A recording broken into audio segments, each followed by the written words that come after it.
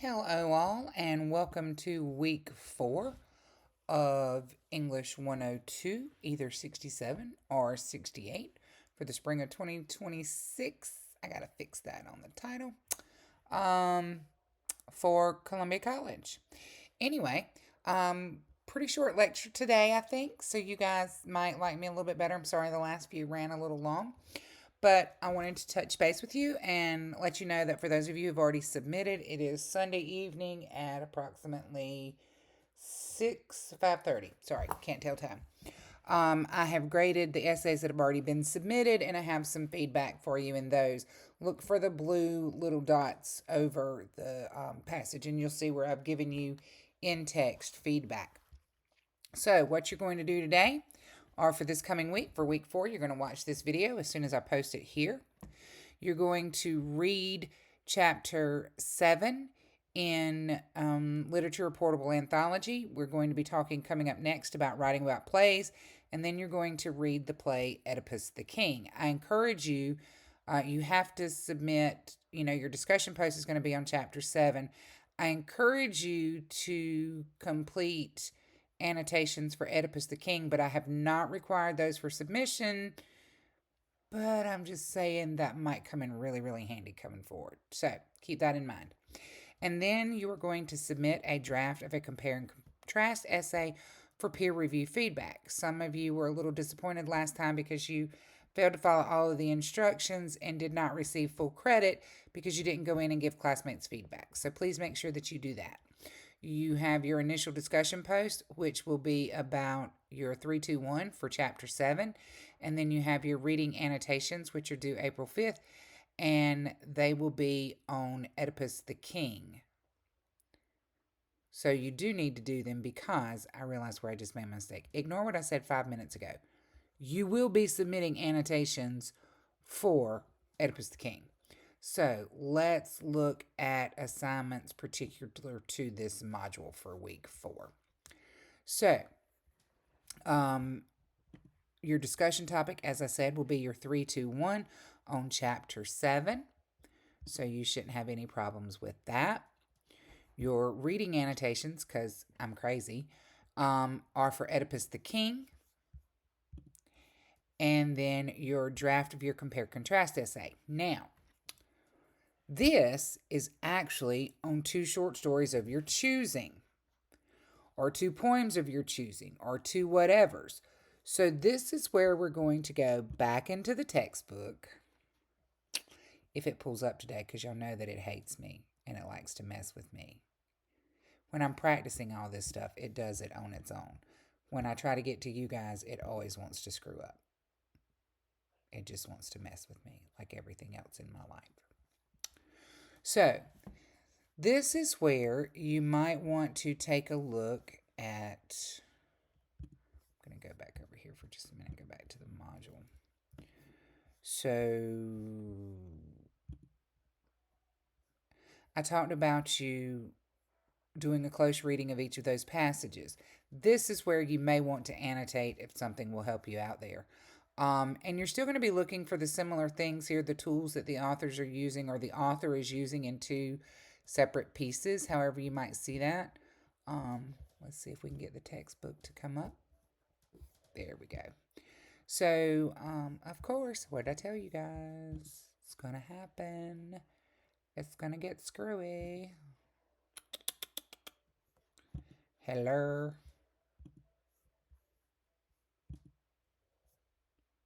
Is it going to work? Yay! All right, so when we take a look over here, where was it that we were at? Selection by form and theme. This will help you kind of start out of the gate with picking something that we know at least they would have one thing in common, and that might be just their theme. So, or thematic, not necessarily saying the same thing. For example, I did that interpretation for My Papa's Waltz for you.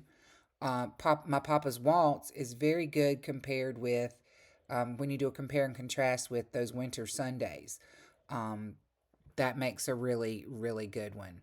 Um, of course, we've already talked about the story of an hour and the yellow wallpaper and how those both compare and contrast. Um, in this case, obviously the concept is alcoholism, but you might look at it those ways.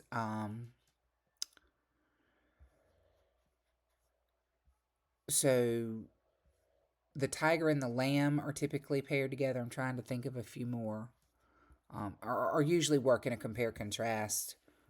But you can pick, again, whatever you want out of the books, out of the textbook, particularly. So keep that in mind. Um, Lots of the stuff in death and elegies go together. Death Be Not Proud pairs really, really well with Do Not Go Gentle Into That Good Night for compare and contrast. And I really, really do love Richard Cory, one of my absolute favorites. So, anyway, you can continue to scroll through here, find some things that you like. I encourage you to get out of your comfort zone and pick some other things. My Last Duchess is also a really good short poem to read. You can find a lot of things that compare to it. Um,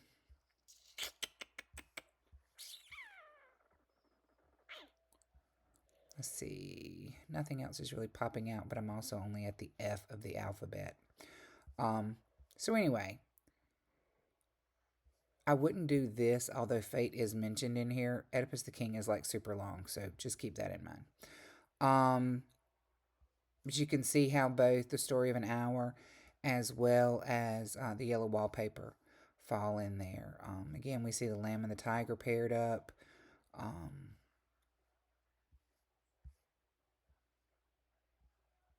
Prometheus and Dulce et Decorum Est both pair well. For again, they're not exactly alike, so you're going to find similarities and differences in them when you're looking at them. So your similarities and differences could be similar in form. They could both be poems. They could both have the same motif, but maybe they say different things. Any of those types of things. So it's not limited like you might think that it is. So keep that in mind. If you have any questions about it, by all means, know that you can reach out and I will answer those questions. Okay. So look in that part again for some things that kind of speak to you. And in that, you're going to, like I said, post your draft, give your classmates feedback. Some of the things you continue to look for, the language and diction that the authors use. Maybe it's similar, maybe it's different. What are the forms? Is one a play? Is one a poem? Is one a short story? Is one a speech? Maybe they have the same symbol, but explain it a different way. And then those topics, those ideas, those motifs that run through. So very similar to the one before, and I'm going to show you some more on comparing and contrasting. So I actually have this link posted for you, so you can come back and refer to this at your leisure. They have some really good resources here, so I just wanted to give you a few tools. So one thing, and they're actually talking about, I think these are actually restaurants. But one thing that you can consider is, in particular, a Venn diagram. And literally, this is a type of annotation.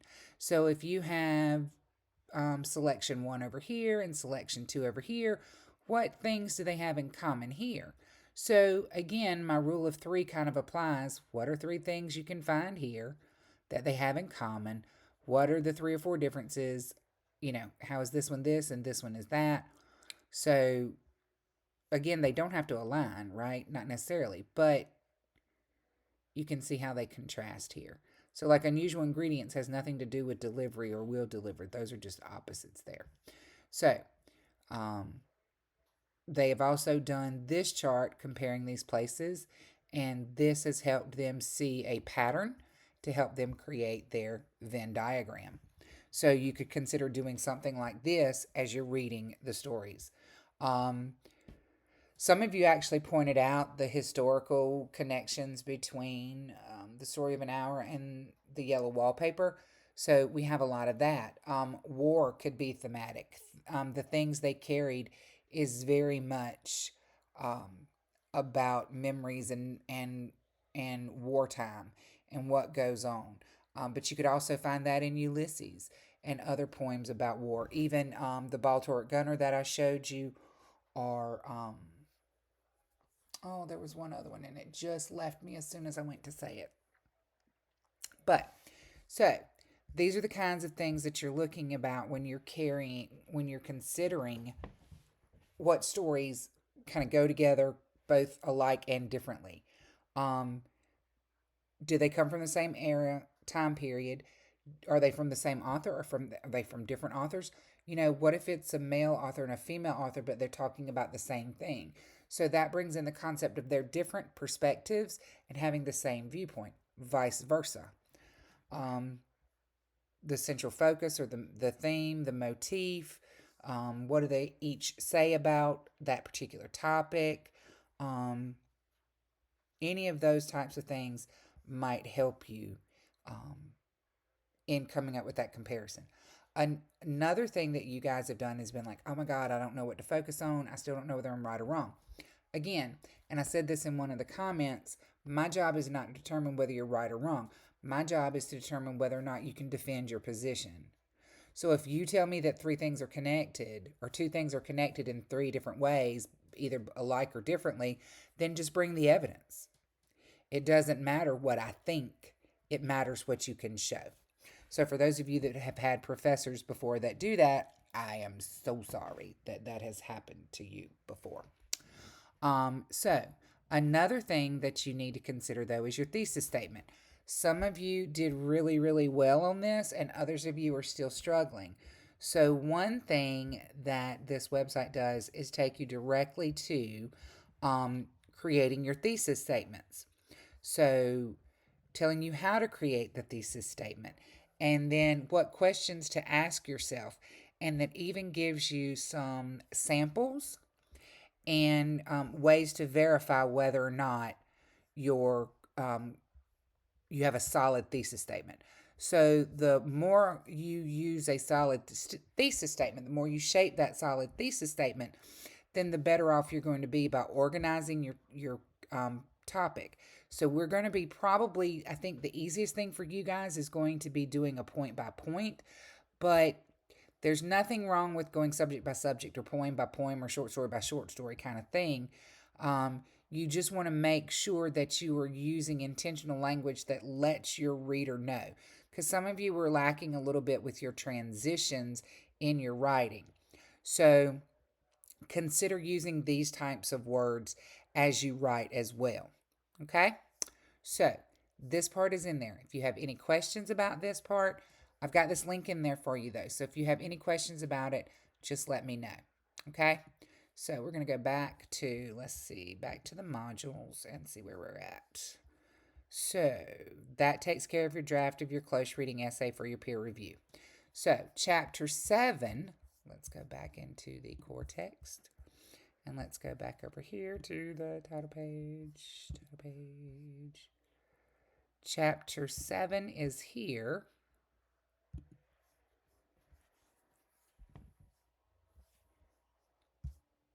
And it is about,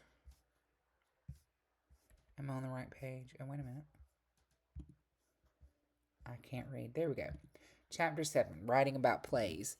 So they have some questions here. You might want to click on that. Take a look at it. That would be very helpful for you in doing your close reading of the play. But Oedipus is the one that you're actually reading. And you need to make sure that you understand how to particularly read a play. And we'll be clicking on that in just a little bit. But it's important that you understand that plays, and I know I'm being disingenuous when I say plays are meant to be experienced. They're not necessarily meant to be read. But the best thing that you can do for yourself is to follow the stage directions to help you understand what's going on so that you can visualize what's actually playing out in this story in your head. So to read a play, you really have to think of it like watching a movie. And unfortunately, I can't really recommend a great. I don't know of a great video for Oedipus the King. I love the story and the concept, and the second play, Antigone, is actually one of my favorites of all time. But it's important that you understand how that play is set up and what's going on with that. So it's important that you understand those stage directions and then how to read things. Making sure that you understand the language that is being used as well. So it is different than watching the play. Like I said, you're having to bring something to the table. And that's important because you have to be able to see it similarly to what it's expected to be like. And that can be hard sometimes. But there is a sample essay here for you to read, and hopefully that will help you out. Um, and I know somebody else wrote on trifles. Um, but anyway, so this type of essay will help you with that. So it wouldn't even hurt you to go back and read trifles for those of you who didn't to see what happens there, and how the student wrote about that. So let's go back to hello. Where was it? There was something that I wanted to look at. Was it here? Was it here? Oh, questions for close reading. There we go. I knew it was here. So, these are really good things to follow, and it's page 17 and 18 in the textbook. I mean, I'm not going to read this to you because you can read it yourself, but very good thing to refer to. It helps you establish what's going on, figuring out how you're going to write about it, proving your points, all of that kind of stuff. So make sure that you look at the questions for close reading. Okay? And I think that's all that I've got for that. So then we go to Oedipus the King. And so this then starts. So always read the background. Believe it or not, it is very helpful. This is a translation, so some things might not work for 21st century language like we think they might, but this is a relatively new translation, so it should work pretty well. Just to give you an idea of some of the names that you will hear, Oedipus is currently at the point that the play is in now, right when it starts off, he has been named and has been for a while now the King of Thebes. Creon is Oedipus's brother-in-law. Jocasta, Oedipus's wife, is Creon's sister. Tiresias is a blind prophet. He shows up in several plays. He shows up in Odysseus, or the Odyssey. He shows up in Antigone as well. So we have Jocasta, who is the queen, an old Corinthian, and then a slave of Laos. So Laos was Jocasta's first husband. She was the first king. He was the first king, or he was a king. He was the king of Thebes before Oedipus was. And Laos dies, and Oedipus marries Jocasta. And so we kind of take point in that story. So pay very, very, very, very, very careful attention to where it gives us backstory, like how things got to where they are. Now, like I said, the play Antigone, which is a sequel to this, is actually about Jocasta and Oedipus's daughter Antigone. But there are, and again, it just lost me. There are 4 siblings. Antigone and Ismene are the daughters, and and Eteocles and oh, it hurts my head. Eteocles. I can't remember the fourth child, the other brother. That's going to haunt me, and like I should have my English teacher badge revoked. All right, but anyway, so knowing all of that, I would again, at this point, you're going to look for several things. Like for example, this is a pretty long little spiel right here. You might write over here in your annotations just a one sentence summary. Who's talking? What are they talking about? Um, if you don't know like what Cadmus is, then you might want to look that up in relation to the play. You might annotate for that. But again, this says, "O children, youngest seed of ancient Cadmus." I'm taking that to mean like these children that Oedipus is talking to, because he addresses them, youngest seed, so offspring of this Cadmus person in some capacity. Maybe that was a grandfather, great-grandfather. Why do you sit here pleading at my gate, holding your suppliant branches twined with wool? So what's going on, right? Why are they doing that? So, and as you continue to read, then you would want to chunk it that way. So again, so he's calling out the children again here. That already represents a pattern. That's twice. My pitiable children. Again, if you don't know this word, I see pity and able, so that means able to be pitied. But if I'm not sure or I don't feel confident, then maybe I go and look it up. And then I could write the definition there. So that's another thing that you could annotate for. So I'm trying to go through here. And let's see, I've already told you Thebes. Menoikeus' son. Phoebe's shrine. So you're pretty much getting the idea. Think Greek mythology as you go through all this. That's why you keep seeing like Apollo mentioned. But anyway, you go through the play. Have fun reading it. I encourage you to do different voices in your head. Think of it like Fozzie Bear and Kermit the Frog having a conversation when it's guys. And then just insert Miss Piggy if a woman shows up. It always makes literature very entertaining whenever you do that. And it takes you out of your head a little bit, so then you can actually start thinking about what's going on when you assign preconceived characters to whatever you're reading. So let's check our list. We have covered, it would help if I was actually on week 4, wouldn't it? Y'all just love me, I know. It's okay. Let's go back to week 4 and let's check our list. So you are going to, you're going to watch this video. You're going to read chapter 7, writing about plays. That's going to be your discussion post. And then your annotations are for Oedipus the King. You are going to submit the discussion post and the reading annotations.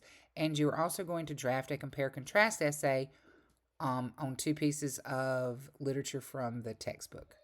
So if you guys have any questions or need any assistance, by all means, reach out.